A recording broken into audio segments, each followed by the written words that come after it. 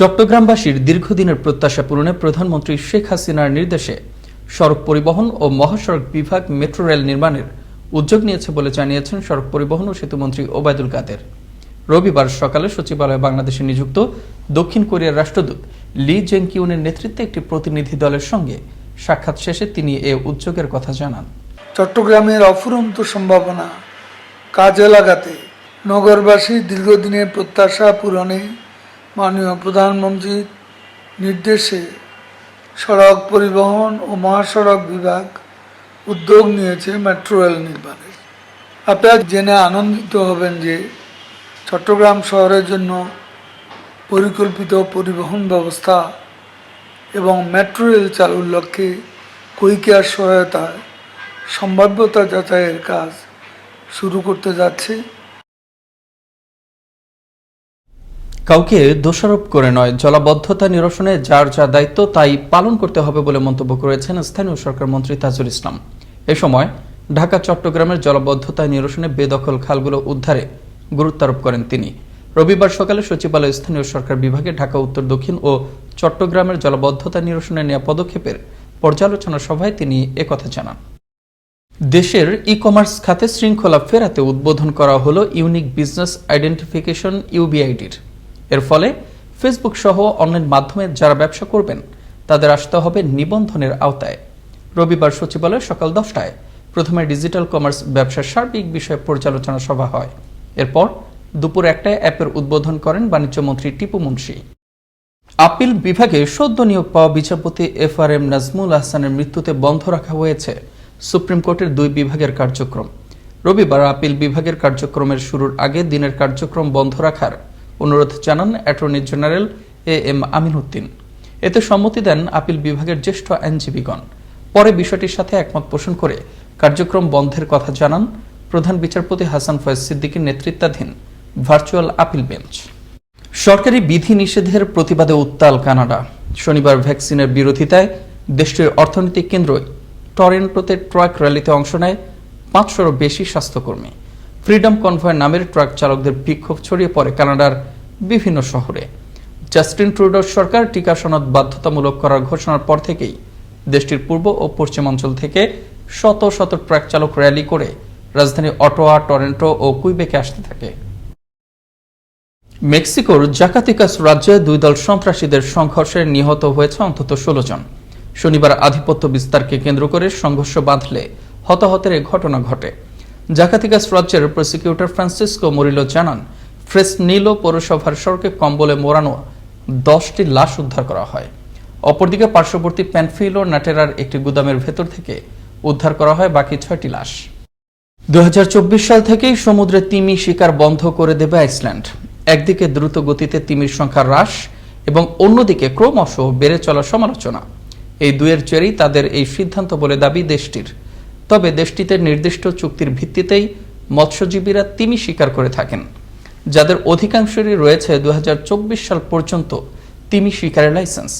এ কারণেই 2024 সালের আগে তিমি শিকার বন্ধ করতে পারছে না আইসল্যান্ড সরকার। এবার খেলা সংবাদ।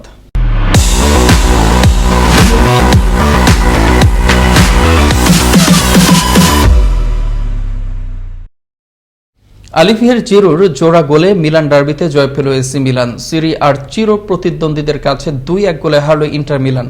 ঘরের মাঠে দুর্দান্ত শুরু ইন্টারের। ম্যাচের 38তম মিনিটে লিড নেয় স্বাগতিকরা।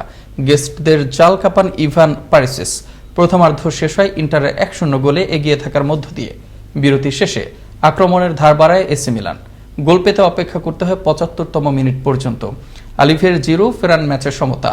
3 মিনিট পরেই ফ্রেঞ্চ অ্যাটাকারের গোলে 2-1 গোলে লিড পায় এসি মিলান। শেষ বাঁশি পর্যন্ত আর বদলায়নি এ ফলাফল। আর এ জয়ে 23 ম্যাচ শেষে 53 পয়েন্ট নিয়ে শীর্ষে রয়েছে ইন্টার মিলান। 1 ম্যাচ বেশি খেলে 1 পয়েন্ট কম নিয়ে টেবিলের 2-এ এসি মিলান। আবারও দেশের খবর।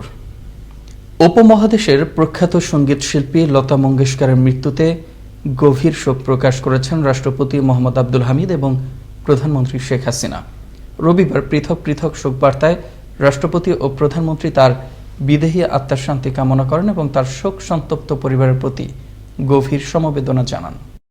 খ্যাতিমান কলামিস্ট এবং জ্যেষ্ঠ সাংবাদিক পীর হাবিবুর রহমানের প্রথম নামাজের জানাজা অনুষ্ঠিত হল জাতীয় প্রেস ক্লাব প্রাঙ্গণে। রবিবার দুপুরে এই নামাজের জানাজা অনুষ্ঠিত হয়। এতে অংশ নেন পীর হাবিবুর রহমানের পুত্র ব্যারিস্টার আনাফ ফাহিম অন্তর, জাতীয় প্রেস ক্লাবের সাধারণ সম্পাদক ইলিয়াস খান, কোষাধ্যক্ষ শাহেদ চৌধুরী, বাংলাদেশ ফেডারেল সাংবাদিক ইউনিয়নের সাবেক সভাপতি ইকবাল সোবহান চৌধুরী এবং মঞ্জুরুল আহসান বুলবুল সহ অন্যান্য সাংবাদিক নেতৃবৃন্দ। এর আগে রবিবার বেলা 11টায় তার লাশ কেন্দ্রীয় শহীদ মিনারে রাখা হলে সর্বস্তরের মানুষ শ্রদ্ধা নিবেদন করেন।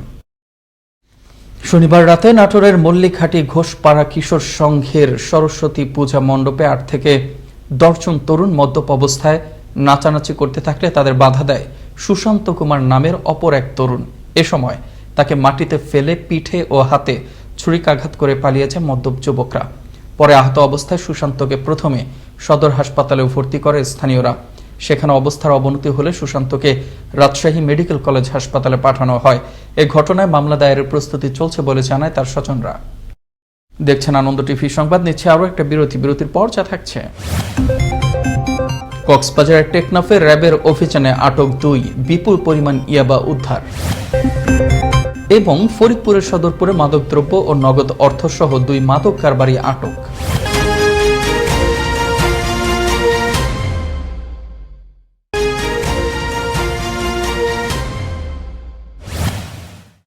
দেখছেন আনন্দ টিভি সংবাদ, সঙ্গে আছি মোস্তফা কামাল তোহা। মাত্র 13 বছর বয়স। এ বয়সেই আয়ত্ত করেছে কম্পিউটারের অর্ধশতাধিক প্রোগ্রাম। বিশ্বের বিভিন্ন দেশের প্রতিষ্ঠানের সাথে আন্তর্জাতিক ট্রেডিং বিজনেসের পাশাপাশি চাকরি করছে আরও কয়েকটি প্রতিষ্ঠানে। বর্তমানে 8ম শ্রেণী পড়ুয়া এই কিশোরের মাসিক উপার্জন লাখ টাকার উপরে। পাবনা ঈশ্বরদী থেকে সহকর্মী বায়েজিদ বোসনামের প্রতিবেদনে থাকছে বিস্তারিত। পাবনার ঈশ্বরদীর বাঘহৈল শহীদ পাড়ার এই বাড়িতে স্ত্রী সন্তান সহ দীর্ঘদিন যাবৎ ভাড়া থাকেন খুলনার ফুলতলা উপজেলার আফিলগেট এলাকার কবির হোসেন। রূপপুর পারমাণবিক প্রকল্পের একটি ঠিকাদারি প্রতিষ্ঠানে কাজ করছেন তিনি। কবির হোসেন ও সুরভি খাতুন দম্পতির 3 সন্তানের মধ্যে বড় সানবীর হোসেন। একটি বেসরকারি স্কুলের 8ম শ্রেণীর ছাত্র সে। ছোটবেলা থেকেই যার কম্পিউটারের প্রতি ছিল ব্যাপক আগ্রহ, সেই সাথে বাবা মায়ের সমর্থন থাকায় পুরো নেট দুনিয়ার অনেক কিছুই ধীরে ধীরে আয়ত্ত করতে থাকে 13 বছর বয়সী এই কিশোর। 2020 সালে করোনা মহামারীর কারণে শিক্ষা প্রতিষ্ঠান বন্ধ হওয়ায় ঘরবন্দি সানভীর আরও অবাধ বিচরণের সুযোগ পায় নেট দুনিয়ায়। বিশ্বের বিভিন্ন দেশের বায়ার সেলারের সঙ্গে গড়ে ওঠে সখ্যতা। একের পর এক পণ্য বিক্রির মাধ্যমে উপার্জন শুরু করে মেধাবী কিশোর Sanvir. Metallic products like স্কার্প, copper, Covid সুরক্ষা সামগ্রী নিয়েও আমি তাদের সাথে ডিলিংসের সাথে আমি আছি। এছাড়াও বর্তমানে ওয়েব ডেভেলপমেন্ট এবং বিভিন্ন প্রতিষ্ঠানের সঙ্গে যুক্ত হয়ে কাজ করে মাসে লক্ষাধিক টাকা উপার্জন করছে সানভীর হোসেন। ইন্ডিয়ান কোম্পানিতে আমি জব করছি একজন ওয়েব ডেভেলপার এবং তাদের টেকনিক্যাল অ্যাসিস্ট্যান্ট হিসেবে। প্লাস আমি রিমোটলি জব করছি ইউএস এর লজিস্টিক্স কোম্পানি থেকে। এত অল্প বয়সে সানভীরের এমন প্রশংসনীয় কর্মকাণ্ডে যখন সাড়া ফেলেছে পুরো জেলা জুড়ে, তখন নিজেদের গর্বিত মনে করেন তার বাবা মা ও ছোট বোন। প্রত্যেকটা বাবা মারই সন্তানকে সময় দেওয়া উচিত। আমি আমার ওয়াইফ আমার সন্তানদেরকে যথেষ্ট পরিমাণ সময় দিয়েছি। কম্পিউটারের বিভিন্ন প্রোগ্রামে উদ্বুদ্ধ করেছি। আমাদের পাশে দাঁড়ায়, এটা আমার কাছে খুব গর্ব মনে হয়। ভাইয়া যখন কাজ করে আমিও ভাইয়ের সাথে বসে বসে দেখি আর শেখার চেষ্টা করি। এদিকে সানভীর হোসেনের মেধার প্রশংসা করলেন উপজেলা নির্বাহী কর্মকর্তাও। সেই সাথে তাকে আরো দক্ষ করে গড়ে তুলতে সার্বিক সহযোগিতা করে পাশে থাকার কথা জানান তিনি। সরকারের যে সুযোগ সুবিধাগুলো আছে সেগুলো যাতে আমরা দিতে পারি এবং তাকে যেন প্রপার গাইড করে তার যে লক্ষ্য এবং উদ্দেশ্য সেটি বাস্তবায়নের জন্য আমরা সার্বিকভাবে সহযোগিতা করব। সরকারি পৃষ্ঠপোষকতার মাধ্যমে লেখাপড়ার পাশাপাশি প্রযুক্তি বিষয়ক আরও দক্ষতা অর্জন করে দেশের কল্যাণে কাজ করতে পারবে এই মেধাবী কিশোর। এমনটাই প্রত্যাশা তার পরিবার ও সচেতন নাগরিক সমাজের। আবরার আহমেদ মাহি, আনন্দ টিভি, ন্যাশনাল ডেস্ক। কক্সবাজার টেকনাফে অভিযান চালিয়ে 1 লাখ পিস ইয়াবা ও 7 খান বিয়ার সহ 2 মাদক কারবারিকে আটক করল র্যাব 15। শনিবার উপজেলার শাহপুরের দ্বীপ সংলগ্ন গভীর সমুদ্রে মাছ ধরার ট্রলার থেকে এসব মাদক সহ তাদের আটক করা হয়। গ্রেফতারকৃত আসামিদের টেকনাফ থানায় হস্তান্তর করা হয়। গেল রাতে এক প্রেস বিজ্ঞপ্তিতে এ তথ্য নিশ্চিত করেন র্যাব 15 সহকারী পুলিশ সুপার বিলাল উদ্দিন। মানিকগঞ্জে অনুষ্ঠিত হল 150 বছরের ঐতিহ্যবাহী গরু দৌড় প্রতিযোগিতা। শনিবার বিকেলে প্রতি বছরের মতো এবারও সরস্বতী পূজা উপলক্ষে মানিকগঞ্জ সদরের নবগ্রাম উচ্চ বিদ্যালয় মাঠে এ প্রতিযোগিতার আয়োজন করে স্থানীয় দিগ্বিজয়ী ক্লাব। এ উপলক্ষে সেখানে বসানো হয় দিনব্যাপী গ্রামীণ মেলা। নানা রঙের নানা আকারের গরু নিয়ে প্রতিযোগিতায় অংশ নেন দূর দূরান্ত থেকে আসা মানুষ। প্রতিযোগিতার শেষে বিজয়ীদের মাঝে পুরস্কার তুলে দেন নবগ্রাম ইউনিয়ন পরিষদের চেয়ারম্যান গাজী হাসান আল মেহেদী। নোয়াখালীর কোম্পানীগঞ্জ উপজেলার 8টি ইউনিয়নে ভোট গ্রহণ অনুষ্ঠিত হচ্ছে 7 ফেব্রুয়ারি সোমবার। ভোটকে সামনে রেখে উপজেলার পৃথক পৃথক স্থানে অভিযান চালিয়ে একটি পাইপগান ও 7টি অবিস্ফোরিত ককটেল উদ্ধার করল পুলিশ। শনিবার রাতে মুছাপুর ইউনিয়নের পৃথক স্থান থেকে পাইপগান ও ককটেলগুলো উদ্ধার করা হয়, তবে এ সময় কাউকে আটক করা সম্ভব হয়নি। বিষয়টি নিশ্চিত করেন কোম্পানীগঞ্জ থানার ভারপ্রাপ্ত কর্মকর্তা সাজ্জাদ রোমন। ফরিদপুরের সদরপুরে 1 কেজি গাঁজা ও গাঁজা বিক্রি নগদ 30,000 টাকা এবং মাদক বিক্রি কাজে ব্যবহৃত 2টি মোবাইল ফোন সহ 2 মাদক কারবারিকে আটক করল সদরপুর থানা পুলিশ। শনিবার সন্ধ্যায় গোপন সংবাদের ভিত্তিতে থানা পুলিশ অভিযান চালিয়ে সদরপুরের সদর ইউনিয়ন থেকে তাদের আটক করে। এই বিষয়ে সদরপুর থানা মাদকদ্রব্য নিয়ন্ত্রণ আইনে একটি মামলা দিয়ে তাদেরকে আদালতের মাধ্যমে কারাগারে পাঠানো হয় বলে জানান সদরপুর থানার ভারপ্রাপ্ত কর্মকর্তা সুব্রত গোলদার। এবার আবহাওয়া সংবাদ।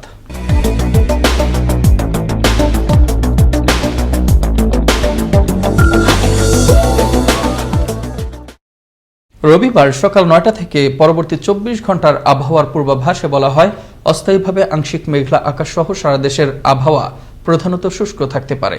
নীলফামারী, পঞ্চগড়, কুড়িগ্রাম, যশোর, চুয়াডাঙ্গা, পাবনা, মৌলভীবাজার জেলাসমূহ এবং সীতাকুণ্ড উপজেলার ওপর দিয়ে মৃদু শৈত্য প্রবাহ বয়ে যাচ্ছে। সারা দেশে রাতের তাপমাত্রা সামান্য হ্রাস পেতে পারে এবং দিনের তাপমাত্রা সামান্য বৃদ্ধি পেতে পারে। রবিবার দেশের সর্বনিম্ন তাপমাত্রা রেকর্ড করা হয় তেঁতুলিয়ায় 6.9 ডিগ্রি সেলসিয়াস।